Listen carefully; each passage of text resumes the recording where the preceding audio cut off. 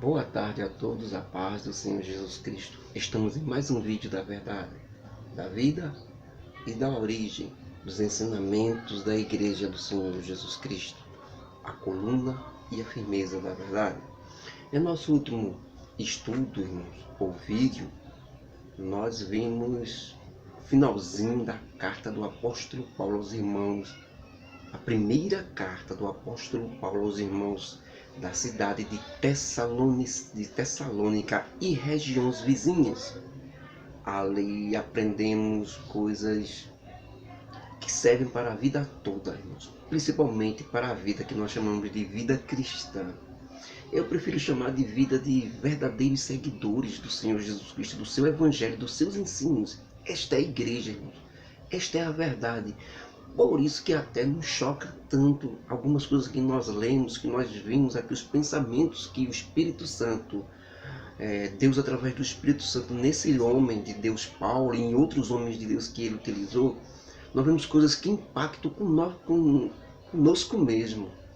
Nós mesmos nos deparamos diante de situações que não queremos aceitar. Mas é esta a verdade, é este o Evangelho. Como diz a própria Bíblia, este é o caminho, andai nele. Não importa se está com espinho, não importa se está com tombos. O que importa é que é o caminho verdadeiro. É melhor do que viver na fantasia, no disse-me-disse, no será que vai ser, será que você é salvo, será. É melhor estar na porta estreita, como Jesus Cristo falou. É melhor estar num caminho espinhoso, ferindo os pés, como Jesus Cristo falou. É melhor estar sofrendo, mas com a verdade, sabendo para onde vai, sabendo o que é, do que estar num lugar espaçoso, tranquilo, calmo, eu sou de Deus, glória a Deus, aleluia, e fora do Evangelho. Não adianta nada. Jesus Cristo disse, entrai pela porta estreita e caminhai pelo caminho apertado, porque poucos são que entram na porta estreita e andam no caminho espinhoso. Jesus Cristo disse, são poucos, porque a maioria vai pela porta larga e pelo caminho largo e direito, mas que ele mesmo disse, leva à condenação. O que é que nós devemos escolher? Não é fácil, mas você precisa ter em mente, você precisa nesse momento ser inteligente. Não é nem questão de vai sofrer ou não, é questão de ser inteligente. Se compara uma vida neste mundo, que daqui com 80, 50 anos você já está morto, você não vai viver para sempre mesmo, vai morrer mesmo de todo jeito. Compara-se 50 anos de vida com uma eternidade inteira para sempre. Não há comparação. Então é melhor entrar na porta estreita agora, no caminho espinhoso. Vá pelo sofrimento, vá no caminho dos ensinos de Jesus, que vai fazer você sofrer. Vai fazer você sofrer, mas é uma eternidade de descanso, não há comparação. Você vai morrer de todo jeito, de que adianta ter prazer aqui agora? Para quê? Se daqui a menos, e tem mais, 50 anos, se assim viver até lá, pode ser que daqui a pouco eu mesmo esteja morto. Então não vale a pena, não vale a pena viver no bem bom aqui, tudo dando certo, não adianta. Porque não foi este mundo que Deus escolheu para você. Este é o mundo saído do pecado, não que Deus escolheu. O que Deus escolheu foi o paraíso, sem pecado, sem dor, sem sofrimento. Foi isso que Deus quis para o homem, e não o que está aí. O que está aí foi a escolha do homem. O homem escolheu o pecado, o homem escolheu o que não presta, por isso que está no que não presta. Mas mesmo assim ainda quer tirar proveito disso, quer tirar proveito do que não presta, ter um pouco de gozo, de prazer, depois morre, vai para o beleléu, perde a alma, perde tudo, de que adianta? Então, irmãos, veja o que o finalzinho da carta do apóstolo Paulo aos Tessalonicenses, o próprio apóstolo Paulo nos disse: arrebatamento da igreja. O que é um arrebatamento? É um rapto, é tirada de povos da terra, é o sumiço de pessoas. De quem? Da igreja do Senhor Jesus Cristo. Nós vimos de forma dinâmica o apóstolo Paulo nos dizer que os verdadeiros seguidores de Jesus Cristo vão ser tirados daqui. Isso aqui não é para sempre não. Nem pode ser. Porque se isso aqui fosse para sempre, para que Jesus Cristo morreu na cruz do Calvário? Para que aquele sangue se derramar? Para que nos salvar? Isso aqui tem um tempo para parar. E eu espero que você, que eu estejamos no caminho de subir e não no de ficar. Então o arrebatamento da igreja foi o tema central dos finalzinhos da última carta do apóstolo Paulo aos Tessalonicenses. A primeira, viu? Nós vamos entrar agora na segunda. E ele disse que dentre muitas coisas ali, o sumiço de todos os verdadeiros seguidores de Jesus Cristo sobre muitos e diversos assuntos da igreja. Ele tratou disso. E assim nós encerramos o estudo da primeira carta do apóstolo Paulo aos Tessalonicenses, a primeira carta enviada aos irmãos que moravam na cidade de Tessalônica. Encerramos a primeira carta de Paulo escrita aos irmãos que estavam na região de Tessalônica, e antes já tínhamos visto a carta de Gálatas, que Paulo enviou aos irmãos da Galáxia do Sul, que moravam justamente naquela área, e que se converteram na primeira viagem missionária dele. Agora, na segunda viagem missionária, Paulo escreve sua primeira carta aos Tessalonicenses, que foi exatamente a que nós acabamos de estudar no último estudo. Agora nós vamos ver a segunda carta do apóstolo Paulo aos Tessalonicenses, ou segunda carta do apóstolo Paulo enviada aos irmãos que moravam na cidade de Tessalônica e regiões vizinhas, também escrita no mesmo ano dessa primeira carta. Essa segunda foi escrita no mesmo ano da primeira carta e serviu para reforçar mais ainda os ensinos do Evangelho para a Igreja do Senhor, que abrangia as cidades de Filipos, Tessalônica, Bereia, Atenas e Corintos. Isso foi mais ou menos por volta do ano 51 depois de Cristo. Paulo está agora na cidade de Coríntios e encontra-se com Silvano, que é Silas, e Timóteo, que relatam a ele toda a história da igreja lá em Tessalônica. O gozo de Paulo é tão grande quando vê que os irmãos estão firmes na fé, exatamente aqueles que ele tinha como se fossem seus filhos, né? Os Tessalonicenses eles eram muito amados por Paulo por causa da dedicação que eles tinham em segurar o verdadeiro evangelho. Eles eram um exemplo de fé para toda a região. E Paulo se gloriava nisso. Se gloriava, não que Paulo se gloriasse do trabalho dele. Ele se gloriava pela dedicação dos irmãos em manter o verdadeiro evangelho. Agora foi sofrimento, foi tribulação para esses irmãos. Para poder manter a fé, irmão, tem que ter sofrimento. Se não tiver sofrimento, você não mantém a verdadeira e genuína fé no Senhor Jesus Cristo. Se estiver no bem bom da vida, na regalia e tendo tudo de bom, nem pense que está com fé, viu? Porque Jesus Cristo disse que o mundo o rejeitou e o odiou. E que ele odiaria, e que o mundo, as pessoas, odiariam ali também todos os seus verdadeiros seguidores. Ele nos preparou para isso. Não pode o mundo nos amar. Não podemos ter paz aqui. Porque se tivermos paz aqui, é porque o mundo nos ama. Se o mundo nos ama, já disse o evangelista João, o amor do Pai não está em nós. Preciso pensar muito nisso.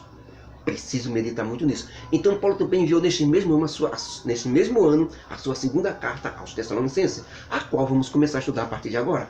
Mas antes vamos relembrar as últimas palavras do nosso último estudo da primeira carta aos Tessalonicenses. Na última carta, irmãos, que finalizamos com o apóstolo Paulo dizendo: mas nós, irmãos, que somos do dia, sejamos atentos a tudo, vamos nos proteger com a capa chamada de fé e da caridade, e tendo por capacete para proteger a nossa cabeça a esperança da salvação.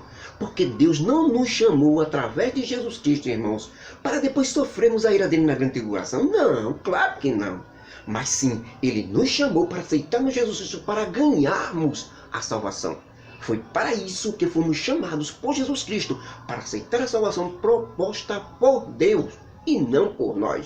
E nós aceitamos esse modelo de salvação de Deus, que é o sangue de Jesus Cristo na cruz do Calvário. Porque foi ele, Jesus Cristo, que morreu por nós, para que estejamos de olhos abertos e não fiquemos dormindo e vivamos juntamente com ele. Por esse motivo, digo a todos vocês de Tessalônica, que levantem a moral uns dos outros e aprendam mais sobre Jesus Cristo uns com os outros, como também vocês vêm sempre fazendo isso, né? Graças a Deus. E nós, irmãos, rogamos muito que vocês reconheçam ou examinem bem a vida daqueles que lideram entre vocês, e tenho certeza de que eles fazem isso dentro do Evangelho dos ensinos do Senhor Jesus Cristo, que aconselho vocês dentro do Evangelho do Senhor Jesus Cristo. E depois que vocês descobriram que o líder é mesmo uma pessoa de Deus, através de examinar a vida dele, viu? Não é pela pregação do púlpito, não. É pela vida dele. Veja como é a vida dele, para saber se ele é a pessoa de Deus mesmo, que tem os mesmos procedimentos de Jesus Cristo. Quero que vocês, depois que descobrirem isso, vocês os tenham em honra. Amem seus líderes, pastores, por causa da obra do Senhor, para que também vocês tenham paz. Queremos também, irmãos, que vocês abram os olhos dos desordeiros e os irmãos que são desobedientes, para que eles parem com isso. Também consolem os que estão para baixo, sem ânimo. Que vocês sustentem os fracos na fé, tenham paciência para com eles e para com todos. Irmãos, não queremos que ninguém retribua na mesma moeda a maldade que outro fizer com você. Nós temos que seguir sempre o exemplo de Cristo, o bem, tanto de uns para com os outros, como para com todos lá no mundo. Sempre estejam alegres e orar em todo momento nos vossos pensamentos. Onde estiverem, mantenham contato com Deus em espírito e em verdade, através de seus pensamentos. Em tudo agradeçam a Deus, mesmo as coisas não saindo como vocês queriam. Mas esta é a vontade de Deus. Não, observação, forte, não resistam ao Espírito Santo. Quando ele ordenar, quando ele falar, escutem a voz do Espírito Santo que está dentro de você. Senão, terminará ele saindo de você. Sabiam disso? O Espírito Santo sairá daquele que resistir a ele. A Bíblia diz, o próprio Deus disse, o meu Espírito não contenderá, ou não brigará, ou não fará barreira, ou briga com o homem, com o Espírito do homem. Ou seja, se o Espírito Santo começar a falar com você, dizer, rapaz, não pode isso, não pode isso, e você insistir, chegará a um ponto que ele sairá. Por quê? Porque Deus, o Espírito Santo, não é Satanás, que pega o homem endemoniado, pega ele, joga ele para todo canto, joga ele no chão, toma ele a pulso, porque ele deu brecha, né? Aí quando o Espírito de Satanás entra no homem, aí é o chamado endemoniado. Já o Espírito Santo não. Ele fala, ele aconselha, ele pede. Se você pode resistir sim, você pode dizer não a ele. E consequentemente você dizendo não, vai endurecendo o coração, chegará ao ponto que ele sairá tranquilo e calmo. Quem perde com isso é você, não é ele não. O Espírito Santo não perde nada com isso não. Agora fica triste que a Bíblia diz que ele entristece, se entristece com as nossas ações. Nós entristecemos Deus. Deus simplesmente sai porque ele é amor, ele é consolo. Já o diabo não, quando pega a pessoa que fica endemoniada, ele joga para lá, joga no chão, amarra ele, aquela coisa, porque o diabo é diferente de Deus. Então não resista ao Espírito Santo, deixe ele agir na sua vida, não fique resistindo, não jogue seu ego não. Ah, mas eu sou assim mesmo, eu tenho que ficar assim mesmo, Deus não me disse nada, Deus fica brigando, resistindo. Faça isso não, abra seu coração, se humilhe diante de Deus e Ele vai lhe exaltar. Se você se humilhar, se você aceitar a vontade dEle, enquanto você estiver no seu ego, acabou-se. Não pense não que o Espírito Santo vai estar não, viu? Não fica não, porque ele é sensível e ele se entristece. Também não quer a força. A última coisa que Deus vai querer, ninguém é a força. Quer ele, quer, é para amá-lo, para desejá-lo acima de tudo, aí ele quer. Se não, meu amigo, pode ir para quem você quiser. Só quem perde é você mesmo. Sem Deus, o homem é uma porcaria. Então, só quem vai perder é você. Então, foi que Paulo mais recomendou. Não resistam ao Espírito Santo de Deus, senão ele terminará saindo de você.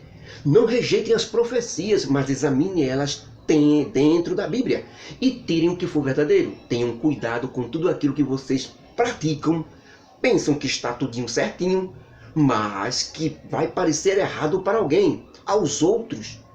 Evitem que esses tipos de insinuações. Se você vê que o que você está praticando não pode ser nada demais, mas alguém vai ter como escândalo, pare para evitar o escândalo.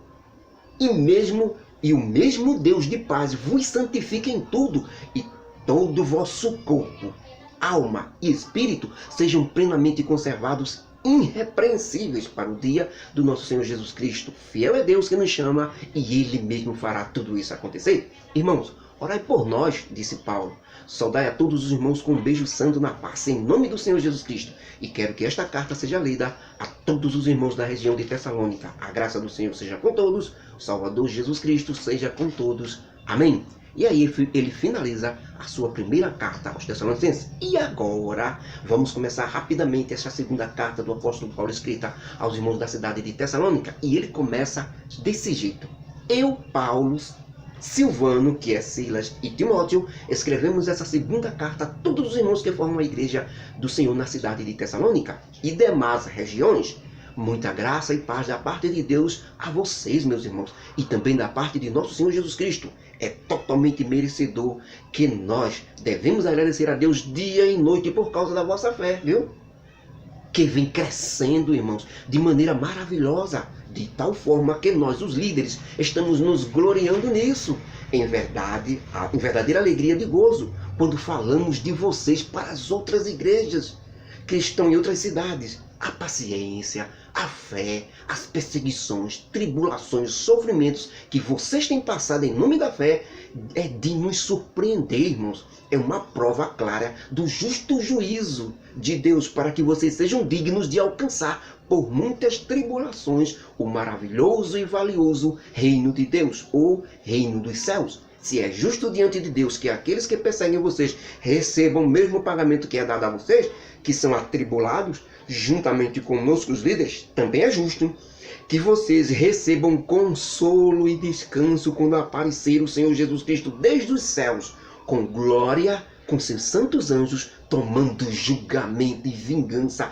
contra todos aqueles que não conhecem a Deus, não queriam nada com Deus, e aqueles que não obedecem ao Evangelho do Senhor Jesus Cristo, os quais, como castigo, sofrerão eterna perdição de suas almas.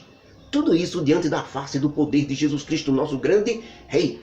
Quando ele, Jesus Cristo, chegar a aparecer nas nuvens do céu para se tornar admirável nos quatro cantos do planeta Terra, para que todos aqueles que crerem, porque esse é o nosso testemunho que foi dado entre vocês e foi aceito entre vocês. Por este motivo, irmãos, intercedemos sempre a Deus a respeito de vocês, para que vocês se tornem dignos da vocação e da chamada de Deus para esta obra maravilhosa.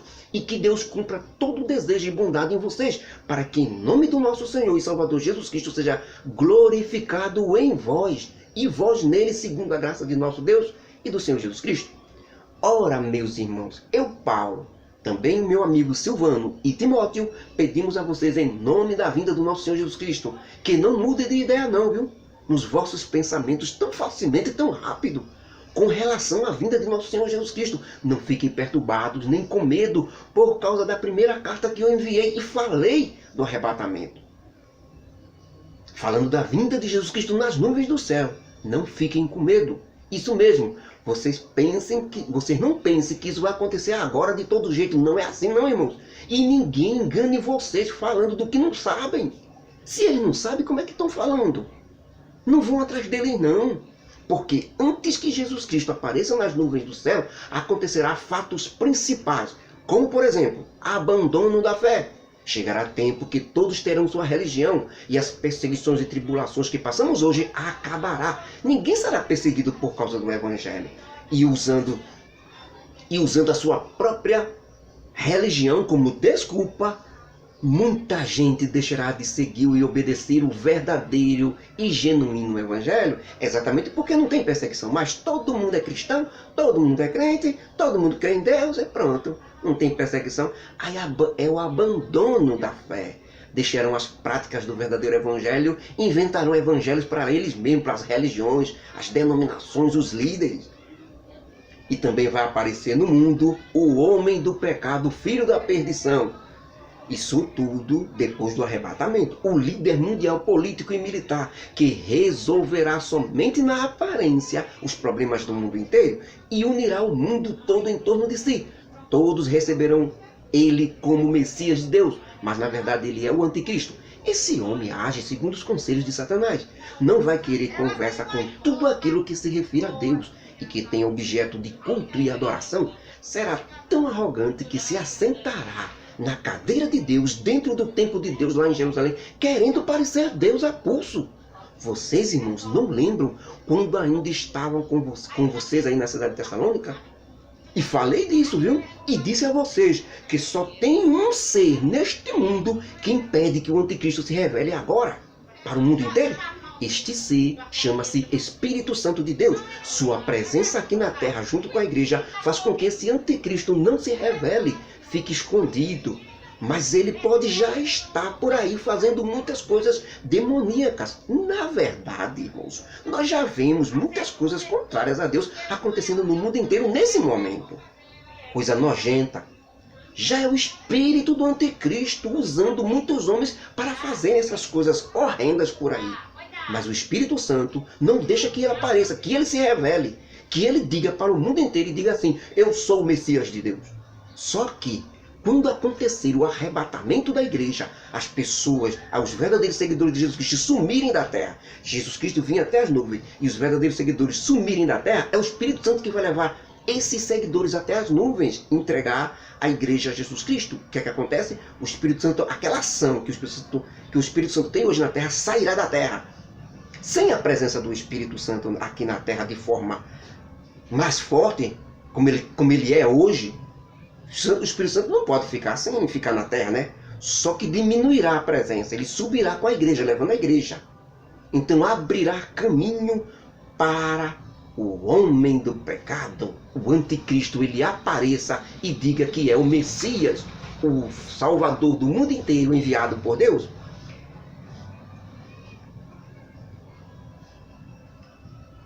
Sem a presença forte deste Espírito Santo, abrirá caminho para o anticristo aparecer no mundo e se tornará o líder mundial. Mas o Senhor Jesus Cristo, depois de 7 anos, assim que Jesus Cristo subir com o arrebatamento da igreja e o anticristo se manifestar como o Messias, começam os 7 anos de grande tribulação.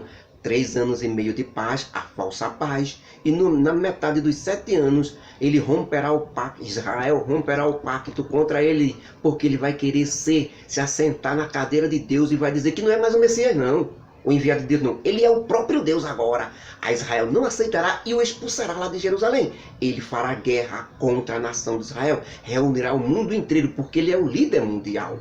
O que é que acontece? Serão os 3 anos e meio da grande tribulação. A igreja estará no céu. Jesus Cristo descerá no final desta grande tribulação, depois de 7 anos, e com o sopro da sua boca destruirá o anticristo que estará ali com seus exércitos sobre a nação de Israel, tentando aniquilá-la. Jesus Cristo vem salvar Israel. Certo? Porque quando este anticristo, irmãos, que é um homem de grande poder político, será totalmente dominado por Satanás com muitos truques, parecendo ser até milagres, poder de Deus, muita mentira. Ele enganará o mundo inteiro. Será tanto engano de injustiça desse homem, irmãos, que todos aqueles que não receberam o amor de Deus hoje, não aceitaram Jesus Cristo como Salvador hoje para se salvar, seguirão ele na hora até a morte. Serão enganados porque não quiseram a verdade de hoje, vinda do Senhor Jesus Cristo. Eles imaginarão que o líder mundial chamado Anticristo seja o Messias verdadeiro de Deus e Jesus Cristo seja o falso Messias. Com isso, eles se perderão completamente e eternamente por si próprios. Irmãos, o líder mundial que irá aparecer logo após o arrebatamento, ou a igreja ser levada aqui da terra, ele será tão intelectual, tão dinâmico, tão esperto, perfeito, tão comovente, será tão eficaz, tudo isso segundo a estratégia de Satanás. E com todo o engano da injustiça, todos os homens na terra serão presas fáceis para esse grande enganador. E já que todos aqueles que ficaram aqui na terra não seguiram o Senhor Jesus Cristo, Deus permitirá que Satanás arme a operação chamada Operação do Erro, para que toda a humanidade acredite na mentira desse homem líder mundial que é o anticristo, para que assim todas as pessoas que não acreditam na verdade do evangelho pregado hoje, mas antes zombam, mangam e tiveram prazer na iniquidade e em seus próprios desejos, sejam julgados. Mas devemos, irmãos, disse Paulo, sempre dar graças a Deus por vós, irmãos, amados do Senhor, aí na cidade de Tessalônica, por vocês terem acreditado desde o começo na chamada do Espírito Santo, e dessa maneira Deus vos elegeu para a salvação, em santificação do Espírito, em fé e verdade. Aqui, irmãos, quando Paulo diz Deus elegeu para a salvação, Paulo quer dizer que Deus deu a salvação a todos os homens, mas somente aqueles que aceitarem, porque é do homem querer aceitar ou não. Deus não deu a salvação a fulano nem a ciclano, não. Deus não faz acepção de pessoa. Deus é muito amoroso. Ele deu para toda a humanidade a salvação. Agora, certo? Ele não escolheu, você vai ser salvo e você vai para o inferno. Quem escolhe ir para o inferno é o homem. O homem é que escolhe. A partir do momento que ele não aceita o caminho que Deus traçou, o homem está dizendo para ele mesmo, eu vou para o inferno. É ele que está se condenando. Deus não condena ninguém. Deus salvou. Deus abriu o caminho da salvação. Quem decide é o homem. Essa história de que Deus está mandando fulano para o inferno e chamando Betano para se salvar, isso é mentira. Deus não é igual ao homem que faz acepção de pessoa. Escolhe um do lado, escolhe outro do outro. Não. Deus dá a todos. Agora, quem aceitar será privilegiado, não é? Os eleitos são aqueles que vão aceitar. Eles não são eleitos, chamados, não é porque eles foram contra a vontade deles, não. Eles aceitaram, foi decisão deles. Não foi Deus que não, você venha para cá que você é o eleito meu, você vai ser salvo. Não foi Deus que fez isso, não. Foi ele, o homem, que decidiu aceitar a salvação. Da mesma forma que Deus não vai pegar fulano, olha, você vai para o inferno. Não, Deus não vai fazer isso. Sabe por quê? Porque Deus já disse, se você seguir esse caminho, você vai para o céu. Se o homem decide não seguir o caminho, para onde é que ele vai? Para o inferno. Então é o homem que decide. O destino está na mão do homem e não de Deus. Deus já estabeleceu, como ser amoroso que é, o caminho para a vida. Por isso que Josué disse, escolhe, pois, a vida, tu e a tua casa. Agora, se tu quer escolher não seguir a vida, então o problema é teu. É tu que está se condenando. Você vai para o inferno consciente que é você que está querendo ir. E não por causa de Deus. Então Deus não tem eleitos. Os eleitos de Deus são aqueles que aceitarem Jesus Cristo como Salvador. Esses são os eleitos. Por quê? Porque aceitaram. Foi decisão deles. Aí ele encerra, pelo menos esse estudo de hoje, irmãos. Paulo encerra dizendo assim: mas devemos sempre dar graças a Deus por vós, irmãos amados aí da cidade de Tessalônica, por vocês terem acreditado desde o começo na chamada do Espírito Santo. Dessa maneira vos elegeu para a salvação e santificação de fé e verdade, viu? Tudo isso para a honra e glória daquele Deus que, pelo Evangelho de Jesus Cristo, que nós pregamos para vocês, vos chamou com amor, para vocês alcançarem a glória do Senhor Jesus Cristo. Então, irmãos, estáis firmes e conservem a doutrina, ensino, tradições e costumes de nosso Senhor Jesus Cristo, que foram ensinados a vocês por nós, seja por palavra, quando ainda estávamos com vocês na cidade de Tessalônica, principalmente a primeira carta que mandamos. Mantenham firmes tudo que ensinamos. E o próprio nosso Senhor Jesus Cristo e nosso Deus e Pai, que nos amou em graça, nos deu uma eterna consolação e boa esperança. Console os vossos corações e vos conforte em toda boa obra. Esse estudo de hoje, irmãos, está na segunda carta do apóstolo Paulo aos Tessalonicenses, no capítulo 1 e o capítulo 2. Podem ler. E que é tremendo isso, a fortificação dos irmãos ali em Tessalônica. Os irmãos de Tessalônica estavam tão vivos no sofrimento, na fé do Senhor Jesus Cristo, que Paulo até falou sobre o arrebatamento com eles. É coisa que muita gente ainda tem na mente. Não consegue entender o arrebatamento, não consegue na segunda, quantas vindas vai ser, de que forma vai ser. E Paulo esclarece aos irmãos de Tessalônica, elogiando eles. Por quê? Porque eles se humilharam e se desdobraram, irmão. Eles não resistiram ao Espírito Santo, não. Eles aceitaram, foram aceitando se corrigir, tirar os erros, para poder chegar no momento que Deus quer na vida dele. Ser humilde e aceitar que está errado é a melhor solução para a vida do homem. Enquanto o homem não examinar a si mesmo, ele está perdido. Ele vai achar que está bem com Deus, que é religioso, que não precisa de nada, que já está bem, o íntimo dele só é com Deus, o negocinho dele só é com Deus, não sei o que, ele é bonzinho, ele faz isso, ele faz aquilo. Enquanto ele não resolver se examinar, e só pode se examinar estudando a verdade. Você não vai se examinar por outra pessoa, não. Eu vou me comparar agora com fulano. Fulano faz isso, faz isso, faz isso. Eu não. Eu faço isso, isso. Eu faço mais certo que fulano. Então tá tudo bem. Não. Tá completamente errado. Todo seguidor de Jesus Cristo só se examina pelo Evangelho, pelos ensinos de Jesus Cristo. Ele estuda o ensino de Jesus Cristo e coloca na sua vida. Começa a cortar o que não presta. Se você for se examinar pelo seu pastor, dizendo, meu pastor está errado, agora eu estou certo, você está perdido. Se você for se examinar, sei lá, por qualquer irmão, por qualquer pessoa, por qualquer autoridade, se examinar por você está perdido. Você só pode se examinar pelo Evangelho, pelos ensinos de Jesus Cristo. É a única maneira de você se santificar e se limpar do que não presta. Só pelos ensinos de Jesus Cristo. Que a graça do nosso Deus, o amor de Jesus Cristo e as consolações do Espírito Santo estejam conosco hoje e para sempre. Que possamos aplicar cada vez mais estes ensinamentos aos nossos corações. Que na segunda carta estamos apenas no começo. Que Deus nos abençoe.